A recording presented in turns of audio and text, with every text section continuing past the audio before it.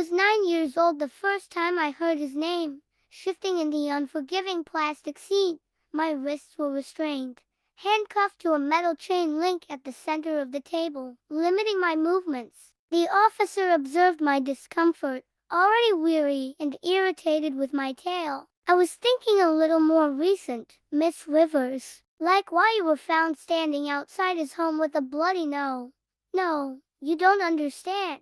I need to start at the beginning, so you can comprehend, I articulated, not trusting Officer Stanton, an overworked, underappreciated, exhausted, indifferent cop, to fully grasp the essence of my story. A sigh of fatigue escaped me, not from lack of sleep but from disappointment. Officer Stanton waved his hand impatiently, urging me to continue. I didn't trust him, but this was my last chance. The metal handcuff dug into my skin as I adjusted in my seat, leaning forward, inviting him into my world. I recalled that day, many years ago, curled up on a lumpy couch, the edges of the cushions fraying.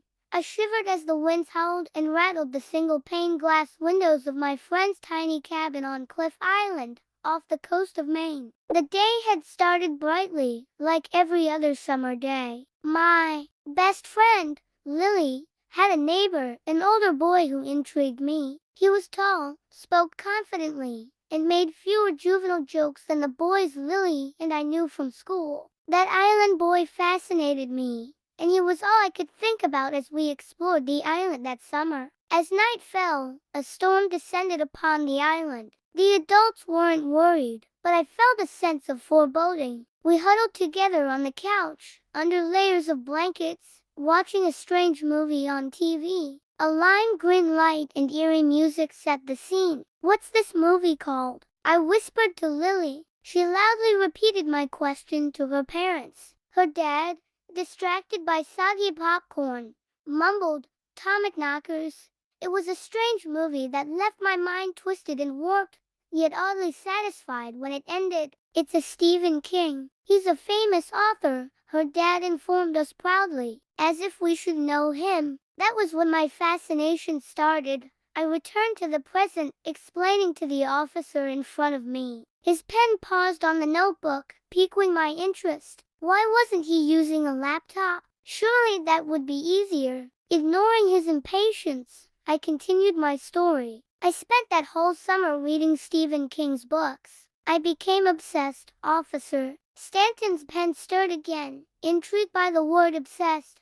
It was a clue, a small mark against me, an indication of instability that led me to other authors. I lost myself in their worlds, and then one day, I lowered my voice dramatically, capturing Officer Stanton's attention.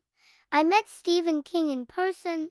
Officer Stanton's eyebrows lifted, curious now. That's when I began writing, I continued, relishing the intrigue in his eyes. I took creative writing classes, got a degree in English and communications, but I kept getting rejection letters, over and over again. And then one day, I leaned forward, emphasizing the significance. I met Stephen King in Bridgeton. He was so kind, but his words lit a fire inside me. "Not everyone can be scary," he said. Officer Stanton frowned, trying to understand. That motivated me, I clarified, watching as realization dawned on his face. I wanted to prove him wrong. I wanted to show him that I could be scary, that I could write something so horrifying that it would leave a mark on the world.